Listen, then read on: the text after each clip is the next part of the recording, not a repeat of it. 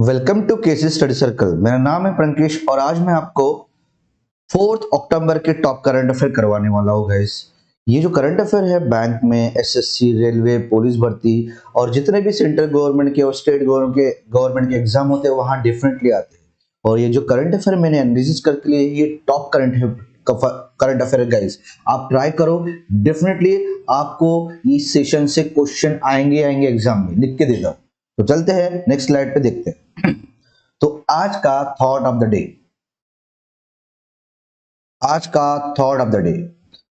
ये thought of the day लाने का क्या मकसद है, क्या पता इस थॉट से, इस विचार से किसी की जिंदगी चेंज हो जाए। तो देखते हैं गाइस। लोग किस्मत को दोष देते हैं लोग किस्मत को दोष देते हैं, यह नहीं सोचते है कि बीज हमने ही बोया है। क्या बात है। लोग किस्मत को दोष देते हैं, यह नहीं सोचते कि बीज हमने बोया है। मतलब जैसा करोगे वैसा भरोगे, है ना।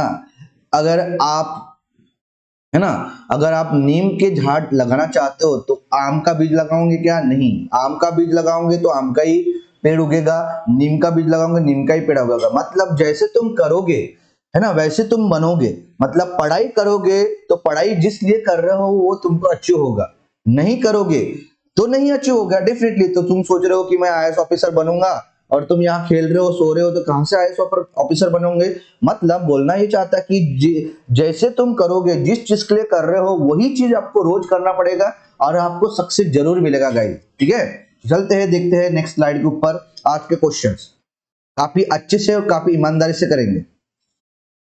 पहला क्वेश्चन देखो, which operation has been launched by the Central Bureau of the Investigation (CBI) against illicit drug trafficking networks? केंद्रीय जांच ब्यूरो सीबीआई द्वारा अवैध मादक पदार्थों की तस्करी के नेटवर्क के खिलाफ कौन सा ऑपरेशन शुरू किया गया? तो कौन सा ऑपरेशन शुरू किया गया है? द आंसर है ऑपरेशन गरुड़। तो ऑपरेशन गरुड़ अब रिसेंटली सीबीआई ने स्टार्ट किया है, सेंट्रल ब्यूरो ऑफ इन्वेस्टिगेशन ने स्टार्ट किया है।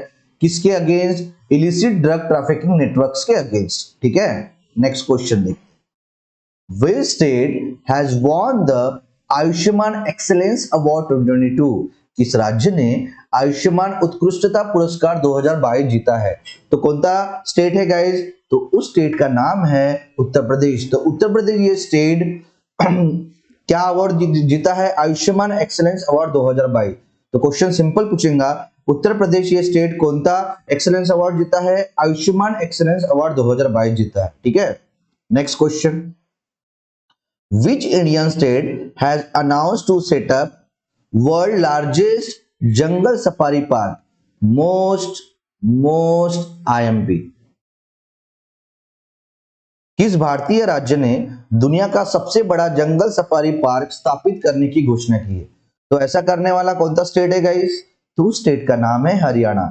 हरियाणा ने अभी अनाउंसमेंट किया है कि हम वर्ल्ड का लार्जेस्ट जंगल सफारी पार्क स्टैब्लिश करने वाले हैं। ठीक है, next question. Which gram panchayat of Kerala has become the first fully digitally literate panchayat in India? Kerala के कौन सी ग्राम पंचायत भारत में पहली पूर्ण रूप से डिजिटल रूप से साक्षर पंचायत बन गई है? तो कौन सी केरल की ग्राम पंचायत है गाइस? उस ग्राम पंचायत का नाम है पुलामपरा। क्या नाम है? पुलामपरा। पुलामपरा ये केरल का ग्राम पंचायत है और ये पहली ग्राम पंचायत बनी है जो फुल्ली डिजिटली लिटरेट पंचायत बनी है इंडिया की।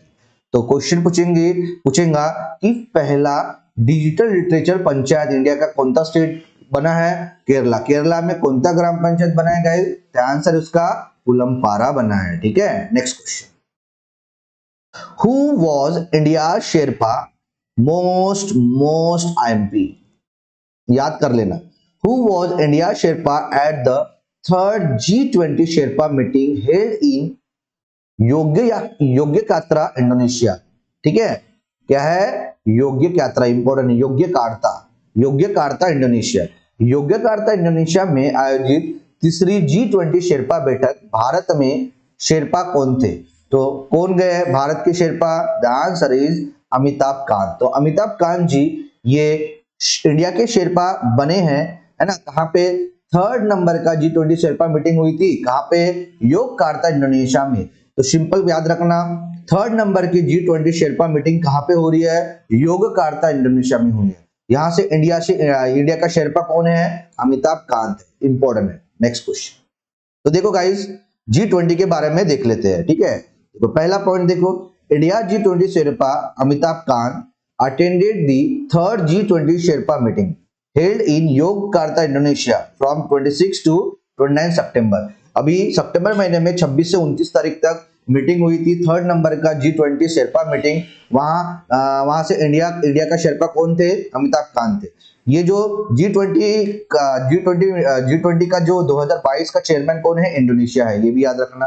देखो, first Sherpa meeting under the Indonesia presidency was held in December 2021 and secondly in July 2022।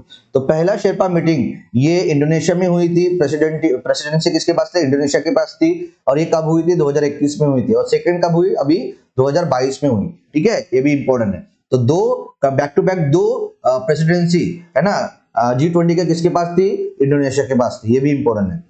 India is set to take over G20 presidency in December 2022 and will host the next summit in Delhi in 2022। तो 2023 का जो presidency है कौन सी country के पास है guys?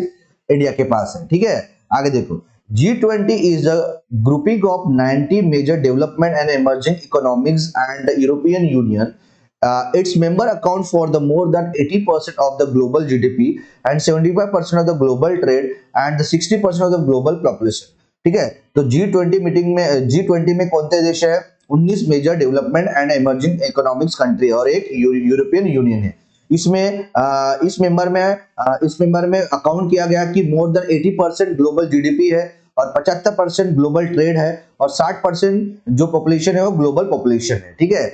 उसके बाद देखो, जो 2023 में G20 मीटिंग होने वाली है वो इंडिया में होस्ट कहाँ पे होने वाली है? जम्मू एंड कश्मीर में होने वाली है। इंपॉर्टेंट है गाइस, ठीक है। तो याद देखो, तो याद तो हो गया कि 2022 में जो प्रेसिडेंसी है वो इंडोनेशिया के पास है। 2023 में जो प्रेसिडेंसी है किसके पास है?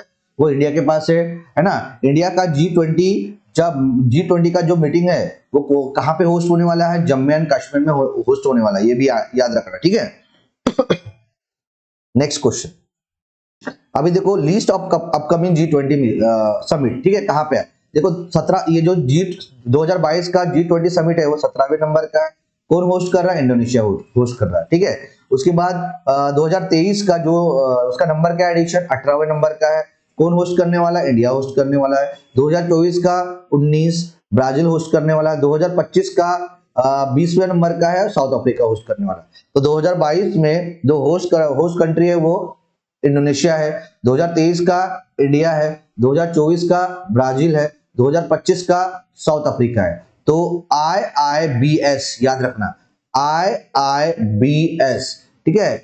Indonesia, India, Brazil, south Africa, ये है 17वें नंबर का, 18वें नंबर का, 19वें नंबर का, 20वें नंबर का। तो इंडोनेशिया 17वें नंबर का 2022 में, इंडिया 18वें नंबर का 2023 में, ब्राजील 19वें नंबर का 2024 में और साउथ अफ्रीका 20वें नंबर का 2025 में, ठीक है। तो ये अपकमिंग G20 समिट थे गाइस। आगे बढ़ते हैं। फिर देखो, मैं G20 कंट्रीज कौन थे उसका याद करने का एक इजी ट्रिक है, बहुत ही इजी ट्रिक, कभी भूलोगे नहीं। तो देखो क्या है, G20 में कंट्रीज कौन थे, देखो ट्रिक है ये, याद रखना ट्रिक। गुरुजी, सीता अब SSC FCI में जॉब करती है, मोस्ट इंपोर्टेंट। तो G20 कंट्रीज की ट्रिक कैसी है? गुरुजी, सीता अब सीता अब SSC FCI में जॉब करती है। तो गुरुजी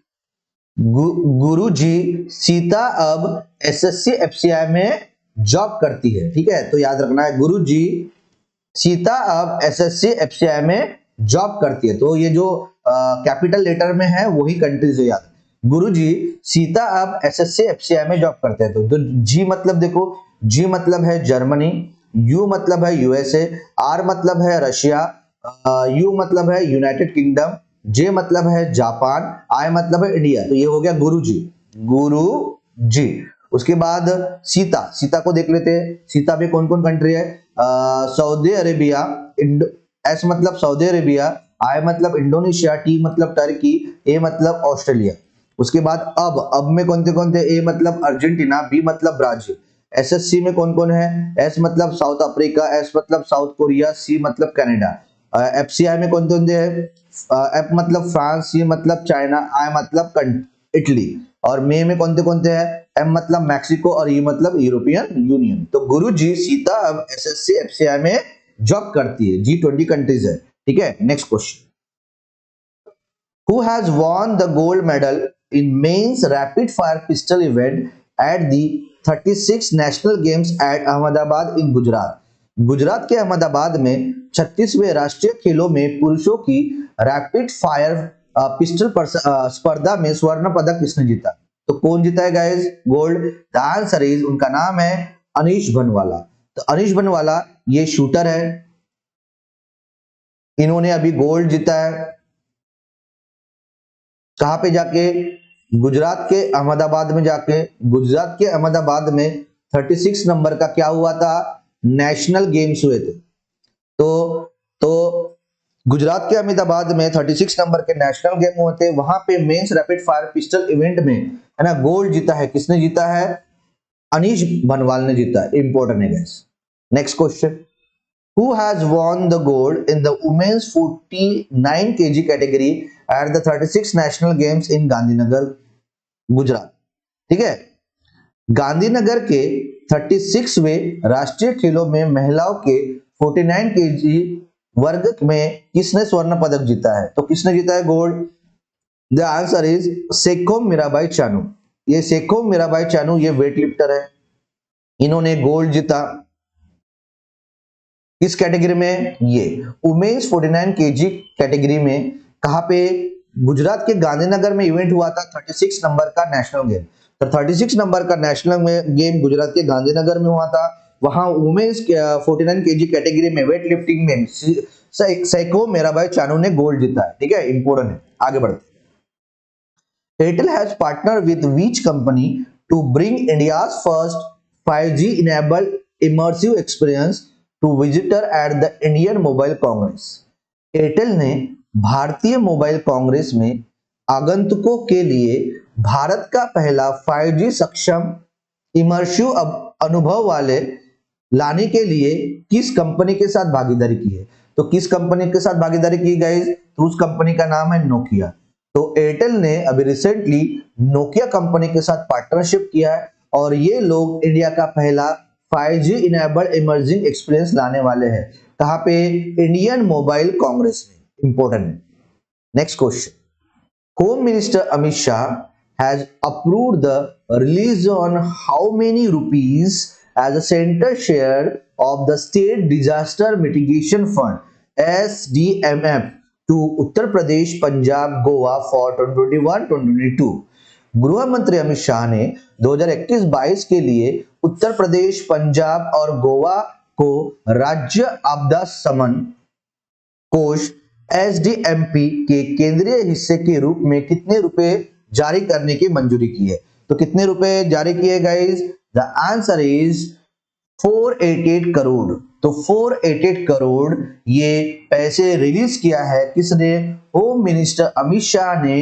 किस लिए? स्टेट डिजास्टर मिटिगेशन फंड के लिए, एसडीएमएफ स्टेट डिजास्टर मिटिगेशन फंड के लिए। और ये पैसा किनको देने वाले हैं? उत्तर प्रदेश, पंजाब एंड गोवा।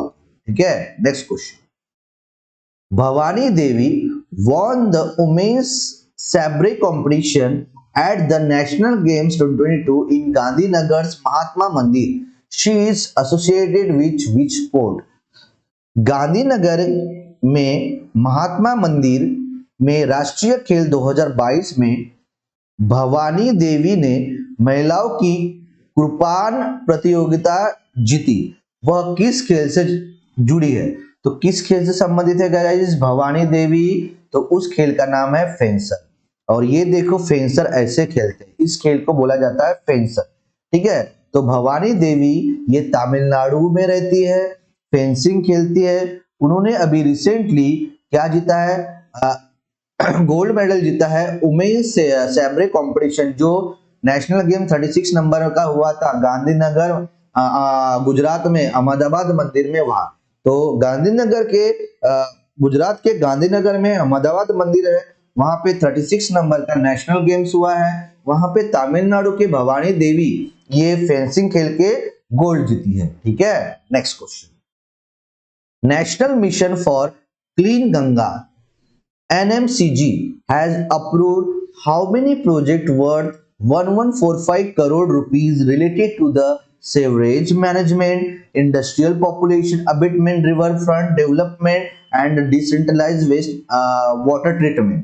स्वच्छ गंगा के लिए राष्ट्रीय मिशन NMCG ने सीवरेज प्रबंधन, औद्योगिक प्रदूषण उपशमन, रिवर फ्रंट डेवलपमेंट और विकेंद्रीकृत अपशिष्ट जल उपचार से संबंधित 1145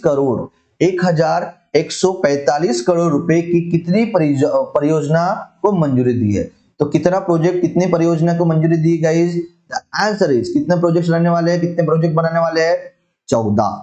तो national mission for clean Ganga NMCG ने अप्रूव दिए है कि हम 14 प्रोजेक्ट्स बनाएंगे। कितने रुपए में बनाएंगे? 1145 करोड़ रुपए में बनाएंगे।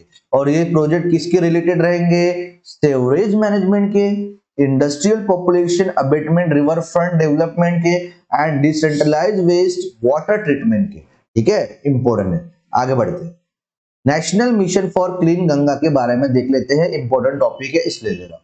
National mission for clean Ganga NMCG, National Mission for Clean Ganga, was registered as a society on 12th August 2011 under the Societies Registration Act 1980। तो national mission for clean Ganga ये रजिस्टर कब हुआ था? 12 अगस्त 2011 में हुआ था। कौनते एक्ट के अंतर्गत? सोसाइटी रजिस्ट्रेशन एक्ट 1860 के अंतर्गत। The mission was implemented by national council for rejuvenation and national Ganga council.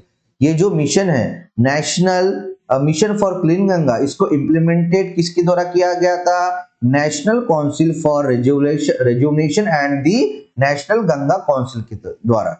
उसके बाद the national mission for clean Ganga under the national Ganga council is supported by state level programme management groups in the state of Uttar Pradesh, Uttarakhand, Bihar, Jharkhand and West Bengal. बोलना क्या चाह रहा है? ये जो national mission for clean Ganga है ये किसके अंतर्गत आता है? नेशनल गंगा काउंसिल के अंतर्गत आता है। और इसको सपोर्ट किसने किया है? State level programme management groups ने। तो कहाँ के स्टेट्स है ये? उत्तर प्रदेश के, उत्तराखंड के, बिहार के, झारखंड के एंड वेस्ट बंगाल के। ठीक है, next question, Namami Gange programme, इसको भी देख लेते हैं। National Ganga for clean mission में नमामि गंगा प्रोग्राम एक बहुत ही इंपॉर्टेंट प्रोग्राम है, उसको देख लेते हैं। It was launch as a flagship programme in June 2040 by the union government. तो 2014 में ये जो नमामि गंगा प्रोग्राम स्टार्ट किया था यूनियन गवर्नमेंट ने, ये एक फ्लैगशिप प्रोग्राम था। ठीक है, the aim of the mission was the effective abatement, population and conservation and rejuvenation of the national river Ganga. तो इसका एम क्या है? इस मिशन का एम क्या है? रिवर गंगा, गंगा रिवर में है ना इफेक्टिव अबेटमेंट लाना चाहते हैं, वहां के पोल्यूशन, कंजर्वेशन एंड रेजुलेशन करना चाहते हैं। ठीक है, the mission comes under the aegis of the department of the water resources, river development and Ganga rejuvenation and ministry of Jal Shakti. ये जो मिशन है ये किसके अंतर्गत आता है गाइस? नमामि गंगे प्रोग्राम का मिशन ये डिपार्टमेंट ऑफ वाटर रिसोर्सेज के, रिवर डेवलपमेंट वालों के और Ganga rejuvenation and ministry of Jal शक्ति के अंतर्गत आता है नमामि गंगे प्रोग्राम, ये मिशन। ठीक है, नेक्स्ट क्वेश्चन देखो, Adani green energy limited commissioned the world's largest wind solar power plant in which city of Rajasthan। Adani green energy limited ने राजस्थान के किस शहर में दुनिया का सबसे बड़ा पवन सौर ऊर्जा संयंत्र चालू किया है? तो किस राजस्थान के किस सिटी में किया गया है? तो उस सिटी का नाम है जैसलमेर। तो राजस्थान के जैसलमेर में दुनिया का सबसे बड़ा वाइंड सोलर पार्क प्लांट लगाने वाला है। दुनिया का सबसे बड़ा वाइंड सोलर पावर प्लांट लगाने वाला है। कौन लगाने वाला है, कौन कमीशन कर रहा है? Adani green energy. Important. Next, PM Modi will launch the 5G services on 1st October 2022 in which city? 1 अक्टूबर 2022 को पीएम मोदी ने किस शहर में 5G सेवा को शुभारंभ किया है? तो कहां पे लॉन्च किया है 5G services? The answer is new Delhi में। तो 1 अक्टूबर 2022 को, है ना, पीएम मोदी ने 5G सर्विसेज को लॉन्च किया है न्यू दिल्ली में। This is also important. Next, as per the report by the Union Tourism Minister, which state had the highest number of the foreign tourist visits in 2021? केंद्रीय पर्यटन मंत्रालय की एक रिपोर्ट के अनुसार 2021 में किस राज्य में विदेशी पर्यटकों की संख्या सबसे अधिक थी? तो क्या बोला, तो कौन से स्टेट में सबसे ज्यादा फॉरेन टूरिस्ट विजिटर आए हैं? द आंसर इज महाराष्ट्र में। तो अभी रिसेंटली एक रिपोर्ट जारी किया है किसने? यूनियन टूरिज्म मिनिस्ट्री ने, और उन्होंने बताया कि 2021 में महाराष्ट्र में सबसे ज्यादा फॉरेन टूरिस्ट आए हैं। ठीक है, next question. The world vegetarian day is marked every year on which day? विश्व शाकाहारी दिवस हर साल किस दिन मनाया जाता है? तो किस दिन मनाया जाता है हर साल गाइस? द आंसर इज 1 अक्टूबर को। तो वर्ल्ड वेजिटेरियन डे हर साल 1 अक्टूबर को मनाया जाता है। तो ये थे गाइस अपने टॉप 15 क्वेश्चन। ये 15 क्वेश्चन आपको रटना है। आज के 15 क्वेश्चन आज ही खत्म कर दो, आगे आपको प्रॉब्लम नहीं है, जाना चाहिए। ऐसा पढ़ो कि आपको याद हो जाए, आगे आपको प्रॉब्लम ना हो। ठीक है गाइस, तो बने रहो केसीसी स्टडी सर्कल के साथ, और फ्यूचर के वीडियो अपडेट्स के लिए लाइक करना है, शेयर करना है, सब्सक्राइब करना है इसको, केसीसी स्टडी सर्कल को। Thank you so much guys, जुड़े रहने के लिए। अगेन सबका मंगल हो गाइस, और सब में मंगल मैत्री की भावना है। Thank you.